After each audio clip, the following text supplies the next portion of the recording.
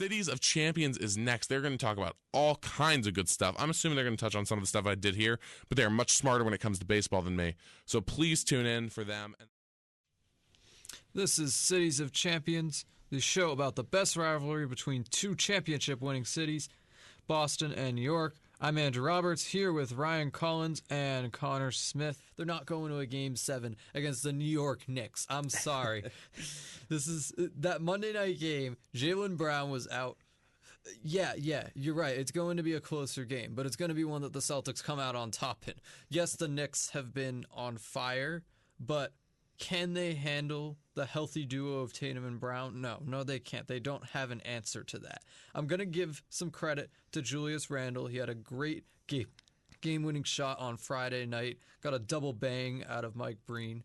But unfortunately, one clutch shot is no match for this duo of Tatum and Brown we have here.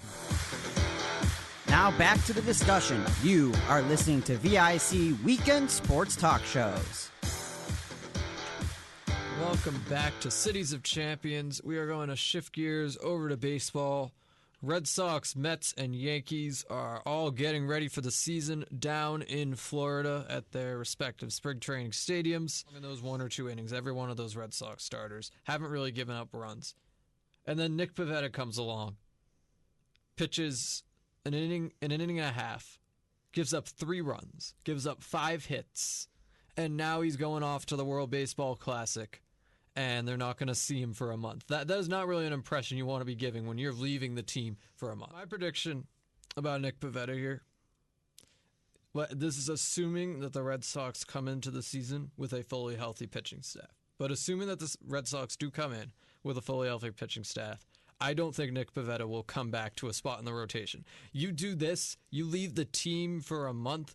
Yes, maybe if you do well in the World Baseball Classic, make some noise, you could come back and get some recognition. But that's not Major League Baseball. The World Baseball Classic does not have the strength of teams necessarily that Major League Baseball has. So if Nick Pivetta pitches well in those games, it's not going to mean as much. Yes, this spring training game also doesn't mean as much. But you were giving up hits and runs to not even the Astros starters. The Astros did not play their starters in this game, or at least most of them, and they still tore apart Nick Pivetta. Still. And when you have a rotation, yes, they lost 3 starters, but you have Bayo up and coming. You have Whitlock, who they're transitioning to a starter. You signed Kluber in the offseason. Hopefully Sale and Paxton are ready to go. Tanner Houck is still there. There are a lot of guys here who could potentially start over Pivetta. But Verdugo and Duran, with the springs they're having, it's making me a lot more confident about this outfield. Combined with Yoshida, it's looking pretty good. And I could see Torres moving around, LeMahieu moving around to make room for Volpe to take that 4th spot. Another bat other than Aaron Judge is a little bit of a stretch. Reliable back end of the lineup bat, that I could see. That I think is a little bit more of a realistic expectation. And not all the young guys have been doing this well for the Yankees. Clark Schmidt, he was decent out of the bullpen last year, but has looked absolutely awful this spring. That he could be a little bit of a fluke. You think so? Yeah, I mean, there's a lot of guys on this Yankees team that have come to the majors and not met expectations. I don't expect Volpe to be one of those guys just because of how highly touted of a prospect he is and now how well he's doing in spring training. But yeah, I don't see Clark Schmidt being one of those guys that pans out. And then there's been so many other disappointments for these Yankees. They need their farm system has been praised. They need the farm system to actually pan out in the majors if they want to win championships in the long term. Volpe has looked better than Peraza, has looked better than Kiner Falefa. I think he'll get a spot in that infield. But let's move on to your New York Mets before we wrap up this segment. We're going to need to see Beatty carry this into the regular season. You saw a similar situation on the Boston Red Sox a couple of years ago with Bobby Dalbec. Had an insane spring, won the job at first base. And then in the regular season, not really that impressive. I did call him Bobby Bombs for a while because he was getting it done from the home run perspective. But beyond that, he was an inconsistent hitter, inconsistent on defense, just not quite there yet. So I think Brett Beatty starting at third base to open the season might end up being a little bit of an overreaction, even if the Mets decide to do it. And with that, we are going to take a quick break. We have to save some time to talk about yesterday's enticing Bruins-Rangers matchup. When we are back, we will be talking NHL. This has been Cities of Champions. Now back to the discussion. You are listening to VIC Weekend Sports Talk Shows. Welcome back to Cities of Champions. We are going to wrap up the day with some hockey. Bruins with a big 4-2 win over the Rangers yesterday. And before this game, I was a little bit concerned that, the Rangers added more than the Bruins at the deadline. And it was possible that the Rangers could be a threat to the Bruins in the playoffs. It was possible that the Bruins were going to slow down in the playoffs. But this Bruins team is now on a huge streak here.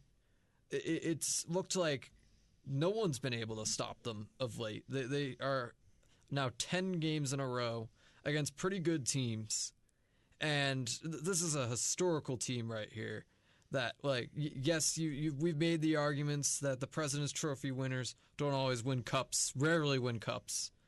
But this is a team that has just broken record after record. Why not another one? Yes, the Rangers have a lot of big names. They brought in Patrick Kane. They brought in Tarasenko. But Patrick Kane didn't honestly look that good in this game. He looks more washed than Bergeron, honestly.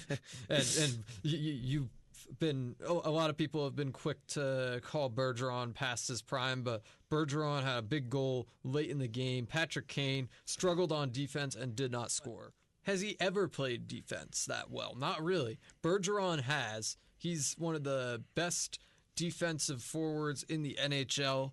And then the Bruins have also continued to, this is something that the Rangers have lacked, that's going to put the Bruins in better position to win a cup, is that they've added they've added pretty high-level defensive players, deadline after deadline. Hampus Lindholm last year, and now Dmitry Orlov to one-up that this year. So you need your goalie at the top of your game to win a cup. And right now, Ullmark looks to be there. Shesterkin, not quite. Maybe there's another goalie that can get up to Ullmark's level, but I don't think Shesterkin is that goalie. Just going back to the statement on the show that we think a banner is going to be raised at the Garden this year. And I had said originally that it was a pretty good chance that banner was going to be green. Now I think the Celtics and Bruins might be in a spot where they're equally likely to win a championship, because Celtics, yes, they've had their off nights, and Ryan made a good case for how that could bite them in the back in Game 7. I don't think it will. But then the Bruins at the same time, when people have doubted them, they continue to make history. They just continue to prove everybody wrong. And yeah, you can talk about the President's Trophy being something that it ends up with a lot of teams not winning championships after they win the President's Trophy, but this is something that this Bruins team is a special team. I don't think you can really use the standard rules to talk about this Bruins team. Talk about Pastrnak as their only young guy on this team, Ryan. That's a lot of disrespect to McAvoy. That's a lot of disrespect to Jake DeBrusk. They have been huge factors on this team. DeBrusk has taken a huge step up under Jim Montgomery. And Jim Montgomery in general has been great for these younger players that didn't really mesh as well with Bruce Cassidy. Trent Frederick, he's on the third line, but he's another guy who's taken a huge step up under Jim Montgomery. So I still think the future is at least somewhat bright for the Bruins. Yes, they're not going to have a year like this again. This is probably their last chance with this core in itself to make a run at the Cup, but they can definitely retool pretty quickly after that and not have too ugly of a rebuild.